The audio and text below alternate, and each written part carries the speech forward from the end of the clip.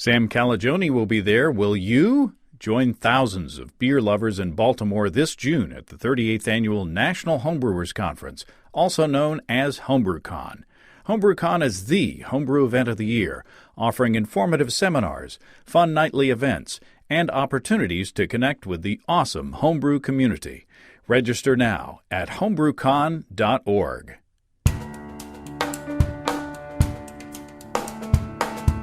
Welcome to Basic Brewing Radio for Thursday, March 31st, 2016. I'm James Spencer.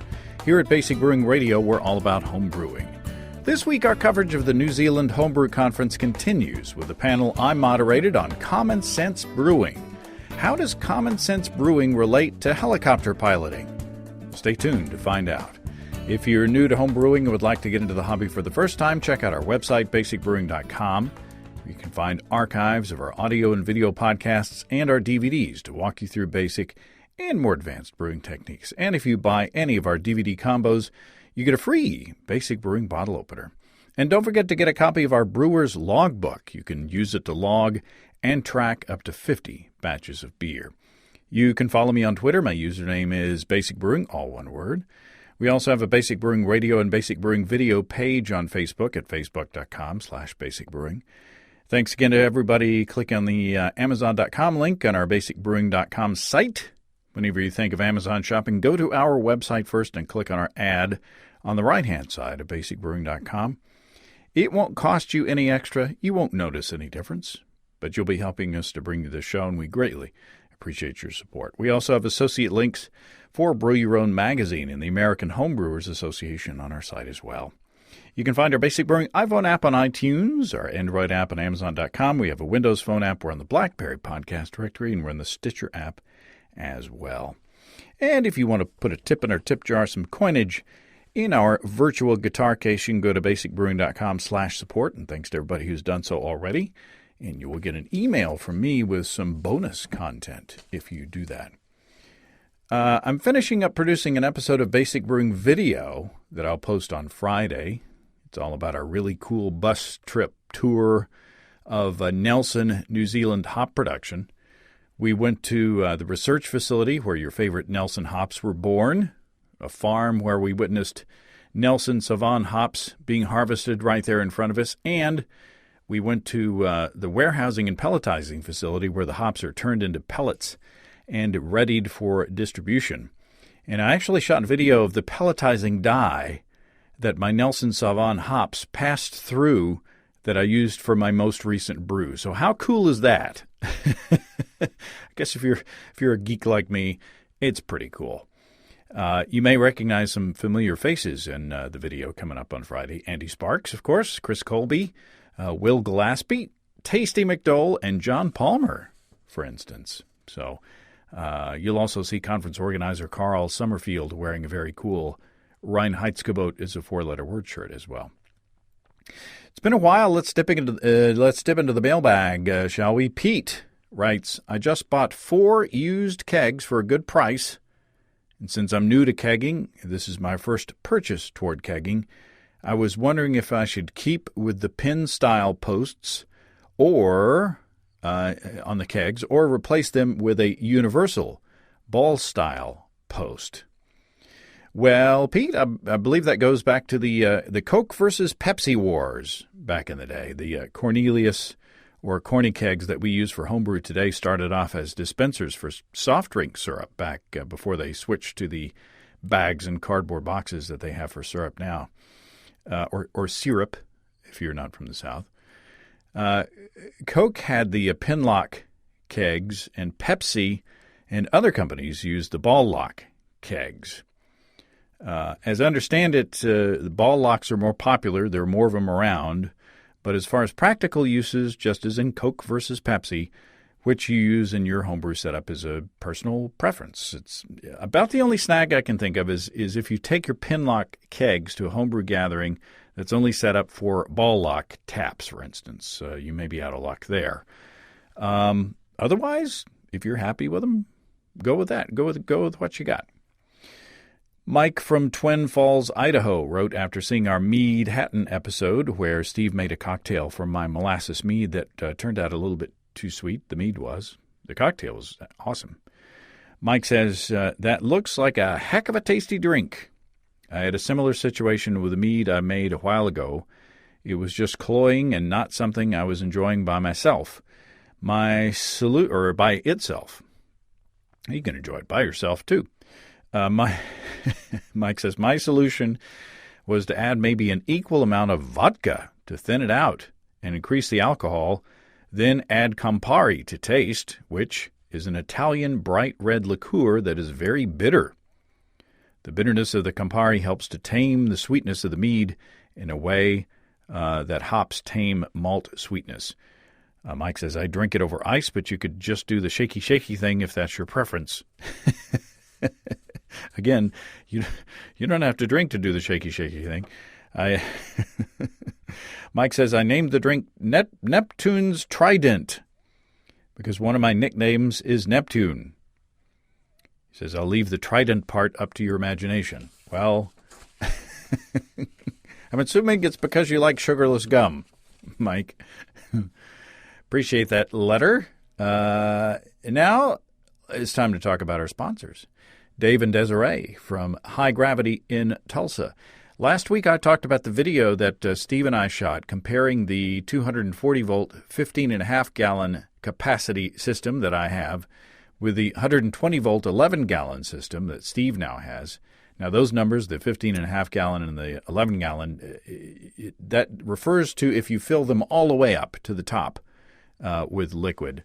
Of course, you got to have headroom for your boiling and stuff. But when you're looking for an electric system, it's important to look at the specs and the features. Both of our systems are brew in a bag, so single vessel. We both have the cool high-gravity EVCSV controller. Both have pumps. Both are easy to store because everything that comes with the equipment kit fits into each kettle. Now, Steve can brew 3 to 5 gallons with his system, which is 2,250 watts, 2,250 watts. I can brew 4 to 10 gallons with 4,500 watts. Now, his is a bit slower in raising the temperature of the water or wort, but it is compact enough to fit on your average kitchen stove. So you can use your stove to help boost the power of the system if you are impatient. And when you reach your strike temp or boiling, just shut off your stove and let the high-gravity system take over, automate, and maintain your mash temperature or your boil. Easy. You could also put the bigger system on the stove, too, but with that honkin' big 4,500-watt Blickman boil coil in there, you really don't need to. Both are very cool setups. The smaller one is $100 cheaper than the bigger one, and you don't need to unplug the clothes dryer to use it. But, it's smaller capacity and, not as powerful as the big one. So it's all in what you want or need. You can check out both of those systems in the video that we made on youtube.com/highdgravitybrew, or go through all the details at High Gravity's website, highdgravitybrew.com, and tell them that we sent you. And thanks to Desiree and Dave for the continued awesome support. Now, I had the opportunity to moderate 2 discussion panels at the New Zealand Homebrewers Conference, one on sour brewing that you'll hear in the next coming weeks, and this one on common sense brewing. You'll hear Will Gallaspy from 32 North Brewing in San Diego, Nick Wiseman from the Grainfather folks, and Mike Tasty McDole from the Brewing Network. Lots of good tips in here.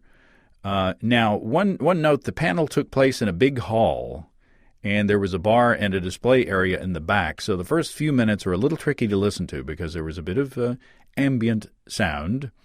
But hang in there. Things eventually quiet down, and there's lots of good stuff to listen to. We're here to talk about the common sense brewing, and I guess that is a rather nebulous term. And to me, I was thinking about it, trying to define what common sense brewing is, and I guess it's kind of like if you were to think about common sense helicopter piloting. Because you can't really be a common sense helicopter pilot until you know how to fly a helicopter. And I think brewing is sort of the same way, because if you don't know what you're doing, then you don't know what common sense is, and so you follow all sorts of different advice, and you do these things that may or may not be the right thing to do. And it's not until you get a few brews under your belt that you start to develop common sense. So I hope that today our experts will help us to shortcut on getting some common sense tips.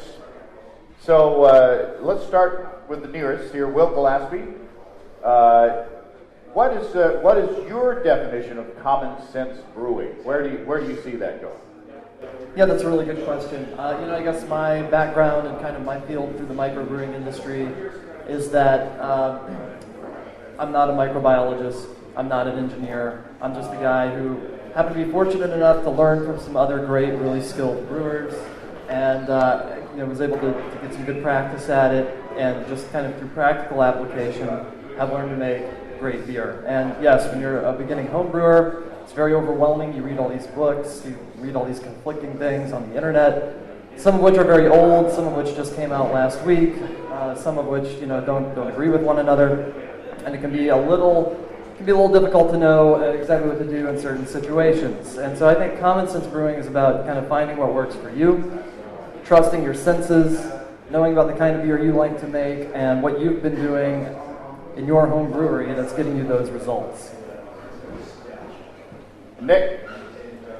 So common sense brewing to me, with my background, I've been all-grain brewing since 2008, and since October last year I've started now working in my hobby, looking after a grandfather and mangrove jacks in Australia. But to me, common sense brewing comes down to the basics and doing the basics right. Like James was saying with helicopter piloting, if you don't know the basics there, you're going to have an interesting flight. Similar with brewing, I think getting those basics down pat and doing it well. Now, as outlined too, some of the dramas with that is getting the right information. There's many ways, different ways to skin a cat. Every brewer's going to do different things, especially if they're brewing for a while. Techniques can change, cut corners. With the amount of information that's out there, it's easy to get the wrong information. So quite often, if you're lucky to be in an area with a great, say, homebrewing club, go along if you're not already a member. Talk to some of the guys that you know are the better brewers in the club, perhaps, and piggyback on their brew days. Jump in, see how they do it, and learn how to do it. I was lucky enough to be part of Canberra Brewers for quite a few years, where there are some really good brewers there, some award-winning guys, as well as a couple of local guys that have microbreweries there that started off as members of the club and still are. They got together, did educational talks for the club, but not only that, they were very willing and would post openly saying, hey, I've got a brew day, come along. So by getting out there, talking to these guys, you can learn a lot. So when it comes back then, is doing those basics well.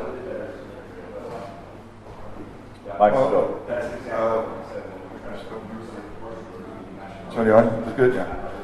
To me, of course, a lot of things that I was going to say have already been said. But to me, it's like keeping the process simple, but keeping it well structured, keep it the same way every time. There's a lot of extra things you can do you don't need to do. I remember I used to have my equipment sort of like trying to get it automated, so a lot of things would happen, automatically. And I found out that it just to do the hands-on, it kept me kind of like one connected with the system. If I was more like there doing the brewing and adjusting the valves rather than having some sort of float switch, control the level or something like that. I try not to get too involved in like the science of it. I mean, it's important to know that, especially if you have a problem, it'll help you troubleshoot, what's going on. But I just try to, keep my process simple, keep it, really basic, so that if you have a problem, you're not looking at a major effort to correct it. I'd like to ask you, is there a part of the process that you think shouldn't be common sense or low tech, or is there a part of the process where you should know exactly what's going on and that you shouldn't be kind of lackadaisical about it? Well, yeah, I mean, through habit and good technique, for instance, like yeast starters, for instance, you should be, very, try to make sure you're very consistent, very, proper with your technique, especially in sanitation and yeast storage and how you pitch and things like that.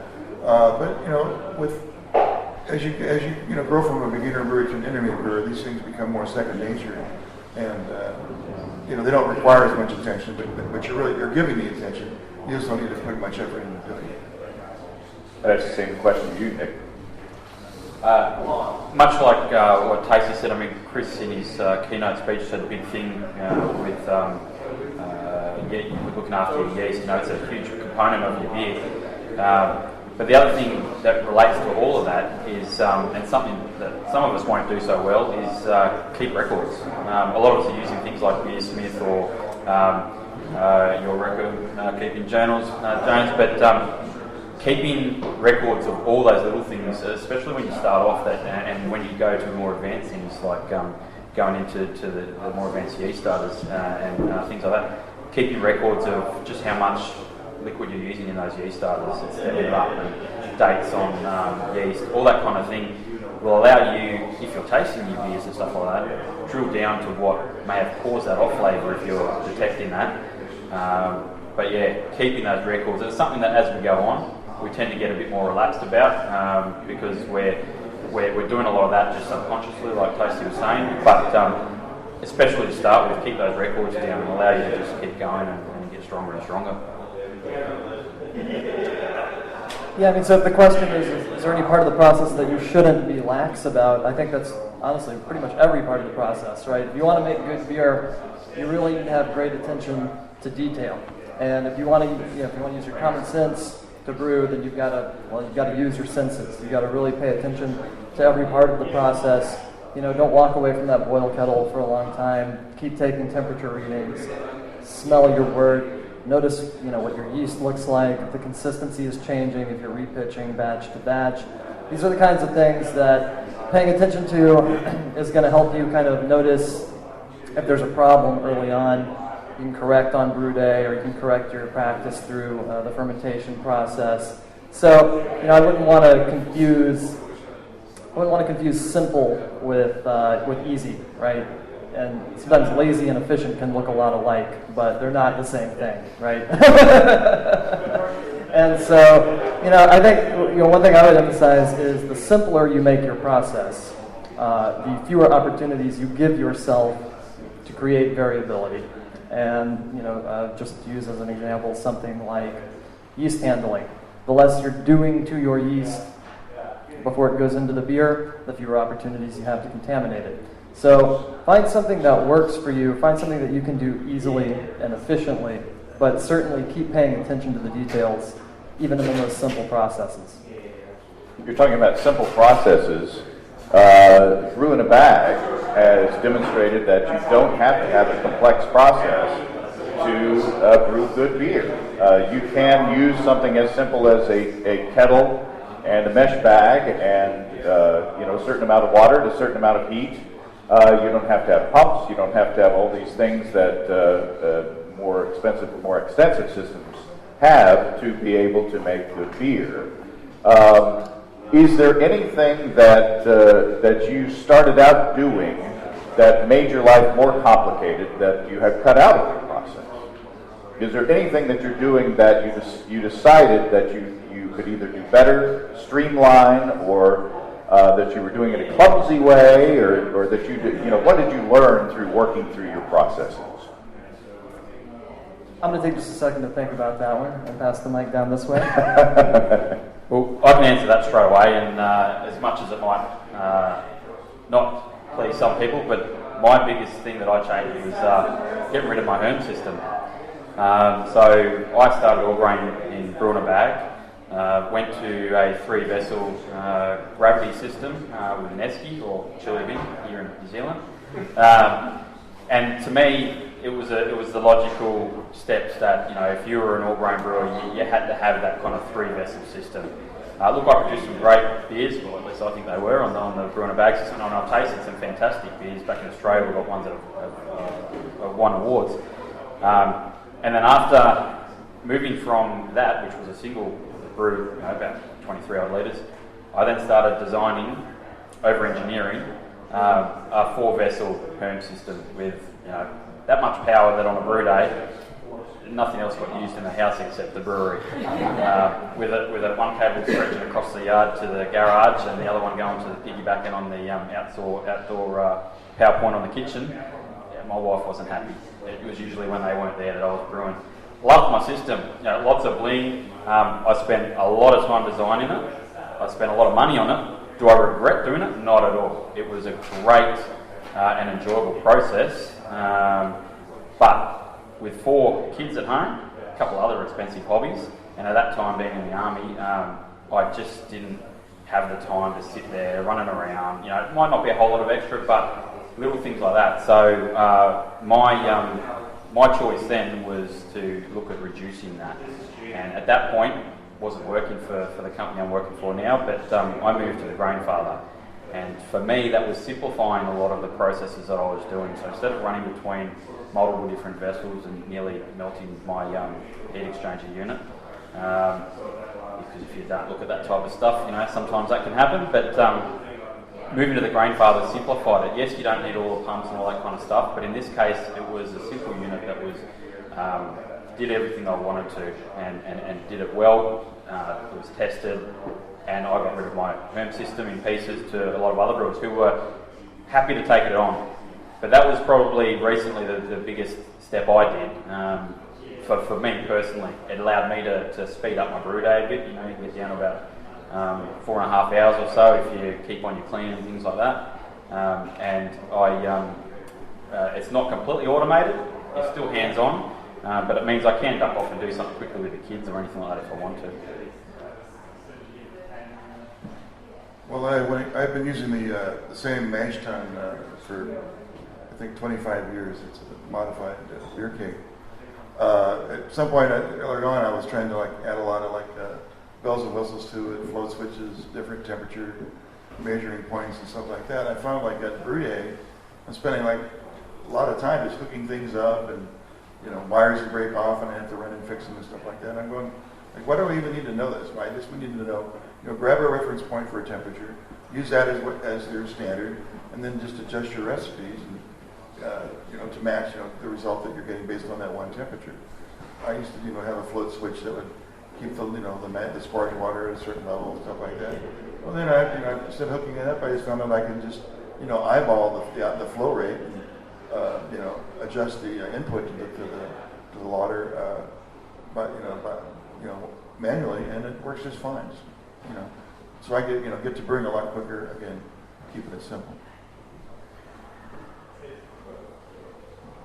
Yeah, I wanted to think about this because, truthfully, a lot of the commercial breweries that I've come into, I've managed to shorten the brew day by a good 2 or 3 hours.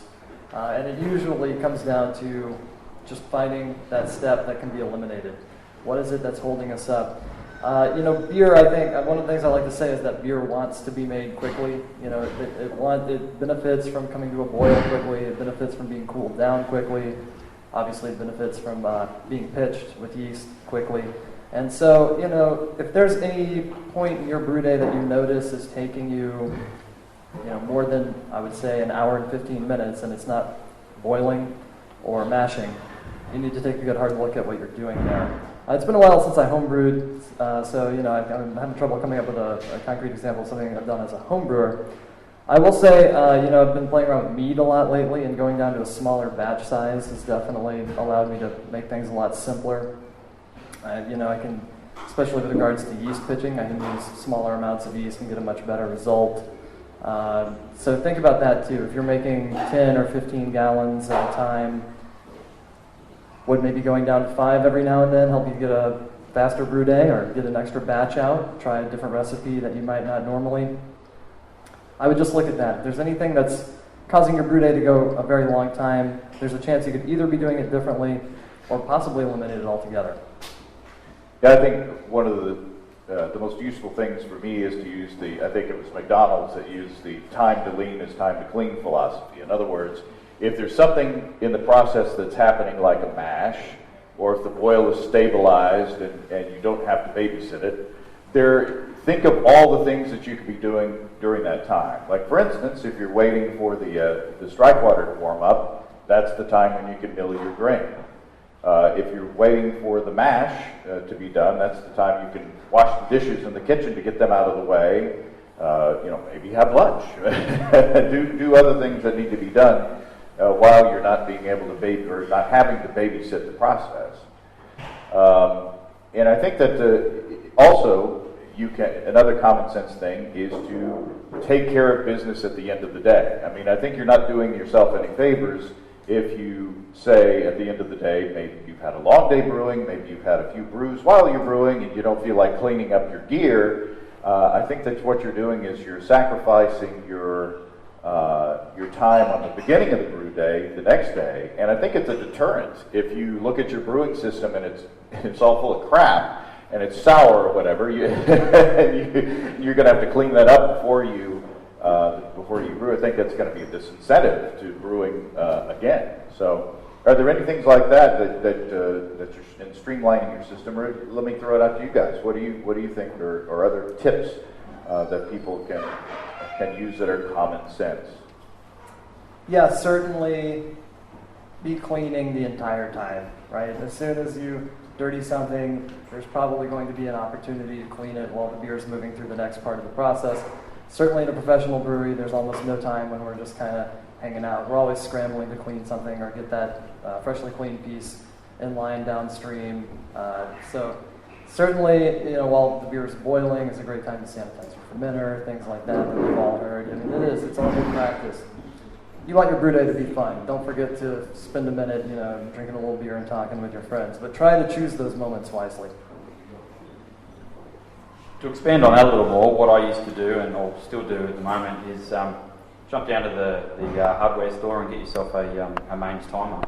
A decent one where you can do it. As long as your HLT or ERN or whatever you've got can preset, say, temperature. What I used to do is fill it up with my complete water for the day, and I'd set the timer on for, normally, with the kids, I'd be brewing first thing in the morning. I'd set the timer for, say, 5 o'clock. By the time I walk out of bed, instead of doing anything first in the morning, I'll walk straight out and the water's ready to go. The night before, I'd be, the recipe was done well in advance. The night before, I would crush the grain and have it sitting in an airtight container next to the brewer ready to go.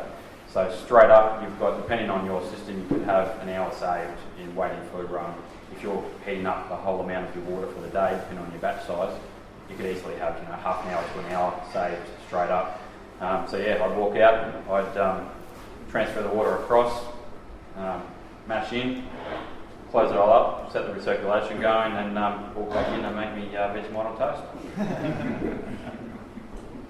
Well, in addition to totally cleaning up after your brew day, it doesn't have to be necessarily that day, but soon after, maybe the next day, get it all ready for the next batch. What I usually do when I got a brew day coming up, and it's usually on a Saturday or a Sunday. In the middle of the week, I'll be probably on a Wednesday I'll be making a starter. Then I'll be starting getting some of the equipment ready. I have my fermentation area is down some steps and in a basement. So I transport the chilled wort and sanitized corny cakes. So I get those ready. One of the things that I would have to be worried about on brew day, I kind of get those out of the way. Anything associated with startup, in terms of everything ready to go, I use propane, so I'd have to make sure I've got all that. So then a brew day is a quick start because it's makes the whole day go better if you don't have to really wait on too much. I don't know, not sure where we are on the schedule, but maybe we could, any of y'all have any questions or comments or anything along the lines, right here? I've been doing what you suggested and setting the timer before I go to work, so when I go home from work I'm ready to mash in. Would there be any harm in mashing in before I go to work? Can you mash in before you go to work? I mean, can you do an extended mash for a few hours instead of just an hour? How would that affect your brew? Yeah, I guess the first question is how long are you at work, right? Right. So, I think that would definitely be a little outside of the realm of kind of conventional practice. That doesn't mean it couldn't possibly yield a good result. We typically don't mash for that length of time just because it gives the mash an opportunity to cool down, which obviously will certainly slow down the boiling phase. You are at that point allowing the mash, for 8 hours is kind of a long time, so you're at that point allowing that mash to sit in some of those kind of intermediary temperatures for a long time. some of these, like Lactobacillus and some of these other bacteria can start to work fairly quickly. And so, I'm not sure that you would necessarily have a problem from that sort of contamination, but you are perhaps creating the opportunity for some off flavors to develop there. Obviously, you're also greatly elongating the window of enzymatic activity. But, you could try it. And that's kind of the first thing I always tell homebrewers that want to try something different. It's, you're homebrewing. Try it. It's all about experimentation. If it works for you and you like the beer that makes, try it out. And always try the simplest thing first. Yeah, one common sense thing along those lines is you might want to try it with a small batch. Try this much wort or this much mash, and see what happens if you keep it for that period of time. Just to continue on a bit more, can it be done? Yes. I've got some friends back in Canberra that have done it before. One by accident, because he went down to shops and had it recirculated and ended up, I think, having an accident or something and ended up there. Did the beer turn out fine? We couldn't taste a problem with it. Certainly that point in time, you are at a hotter temperature for a longer time. Is my taste threshold at that level that my palate is able to detect that? Well, obviously not. We thought it tasted all right. It's not something that you want to do all the time, but we do have some people that will mash in the night before and then do the boil on that the next morning. Again, the key thing here is if you let it cool completely down, it's going to take its time, and obviously it'll cool down the temperatures where the lactobacillus and things like that can grow and potentially contaminate. You're going to boil it again anyway, but like you do with a kettle souring, you might already have a point there. Another way to cut down the time if you can't do the mains timer is I've got a bloke even in the middle of Canberra winter, which is bloody cold. He'd boil up to boiling his urn the night before, and by the time he'd get down, I tried it because I didn't believe him. By the time we went to brew day the next morning, it was only down to about 45 degrees or something, which Canberra winter overnight is not a bad effort. So again, that was a time saver for him, and that was instead of doing the mash the night before. But again, like I said, and as I'll be talking about later, the beauty of our craft is at our level, if we do spoil it, is it that much of a waste? Something like yes, it is, but at the end of the day, we can afford to do that. They can't really afford to do that at a brewery. I can certainly see the advantage of coming back from home from work and be ready to sparge off and start your boil. 8 hours seems excessive. I think a couple hours at your sack rest temperature, kept there, and you'd have to recirc because if you'd have to maintain that temperature, you'd have to have some sort of heat source applied and make that be consistent throughout the grain bed. You'd want to recirc it. So that's a long time to run equipment to keep it recirc. But there could be some pickup of some grain character, maybe in a lighter beer, you may be more detectable. But I'll do a 45-minute sack rest, and I'll find some reason just not to do it yet. And I don't think it makes any difference to go another half hour. It's already converted, grain bed's already set, all the color that's going to be extracted from the specialty grains has already been extracted. I wouldn't see a problem for 3-4 hours. Just quickly, how far away are you from work? Half an hour. Okay, because I was going to say, depending on how far you are, you can always duck home for a lunch break, set it going, or if you've got a really nice other half or something in the house, you can train them along. I'm just wondering what the effect on wort fermentability would be if, holding at rest that extended period of time. And that's, I was just about to say, I think your success with doing that would really be contingent on just maintaining that temperature over that time period. I think the more you can do to maintain a stable mash temperature, probably the better off you're going to be. The other thing I would say, since this is a common sense brewing panel, you might just stop on your next brew day and ask yourself, am I really waiting on the mash, or is the mash waiting on me? Are you still doing things while that mash is sitting? Because I know in my case, a lot of times, that's time I'm using to prepare for the next steps. It may not be slowing you down as much as you think.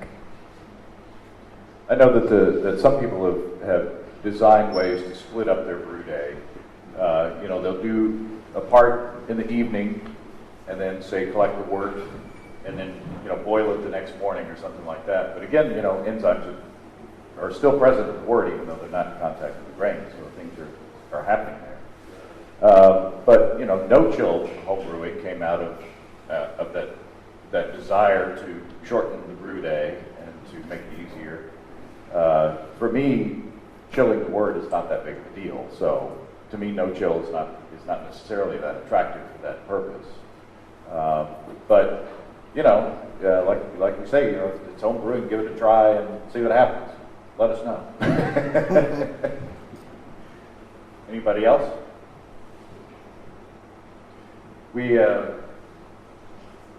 Are there any secret tips or tricks that you discovered? Like for instance, one tip that I always share, people when I first started home brewing, people were mashing in a cooler, cylindrical cooler or something like that, and were having trouble preheating the water at the proper temperature so that when they poured it in the cooler, that it hit the proper strike temperature. And my little tip was always heat it up a little higher than you want. Put the proper volume of strike water in the cooler. Let it preheat the cooler, and then pour in enough cool water, measured out of a measured bowl, into the top to bring it down to the proper strike water temperature, and then drain out of the bottom the amount of water that you put in. Therefore, you have the proper amount of strike water at the proper temperature, and you can go on with your brew day. So that was my little thing. Yeah, that's a great tip, and that's the kind of thing that the more you brew over and over again, the better at that you'll get, the faster at that you'll get, and that's another great reason to take good notes. The more you take those notes, you'll just learn exactly what temperature you need to preheat that water to, exactly how much you need to bring in, and it takes a lot of the guesswork out of brew day. Other tips I give people, a lot of people believe that you really need to let the mash sit and then recirculate it as a second step. I believe for most mash tuns, especially homebrew mash tuns, you can be recirculating while you're mashing. I don't think there's really any harm in doing that, and that right there is something that can probably give you a good 15, 30 minutes off the brew day. If you're extract brewing, also, one thing I like to do is when I was extract brewing, I would use a lot of people dilute in the fermenter when they're extract brewing to, you were talking about chilling, slowing people down. That's kind of their method of chilling. I would have a couple jugs of water, and I'd put them in the freezer at the very beginning of brew day, which was not enough time. I was having a pretty quick brew day. I was extract brewing, so that was not enough time for them to freeze. I'd also leave a couple jugs at room temperature, and I'd buy a little more water than I would need to dilute. Start off with a mixture of the cold room temperature water, and I'd wind up right at about ale temperature every time. So that takes out a lot of the, is there a way I can put this carboy in the fridge? Is there a way I can bathe it with warm water because now I've chilled it too much? That's a nice little tip that I often give beginning homebrewers to kind of speed up their chill processes. My big tip would be in the preparation, and Tasty talked a little bit about it. Coming up to brew day, you don't want to be stuck on brew day with, if you've got a home system or something like that, fittings that are loose. Last thing you want is to turn that pump on and wort's flying around the place. It doesn't take long. Jump in there, test your fittings, make sure they're good. If you've just got a simple setup, if you're doing extract brewing, simple things like make sure your thermometer's got a battery in it that's charged. Last thing you want to do is be running around trying to find replacement things or having to run off to the hardware store. I must have given off a lot of tips over time on that podcast. One thing I do, I don't know if this doesn't apply to everybody, but I have used an external chiller, and I sanitize it by just recirculating my hot liquor tank through that pump chiller loop. That way, getting everything up to temperature. In fact, sometimes my hot liquor gets up to 190 or so. Anyway, I feel like, and then that when I go to do my knockout, my sanitation is already cleaned up, sanitized. Very good. Well, I've been giving the wrap-up signal, so I appreciate it, everybody. Thanks for the questions, and thanks for all the good information. Thanks, everybody.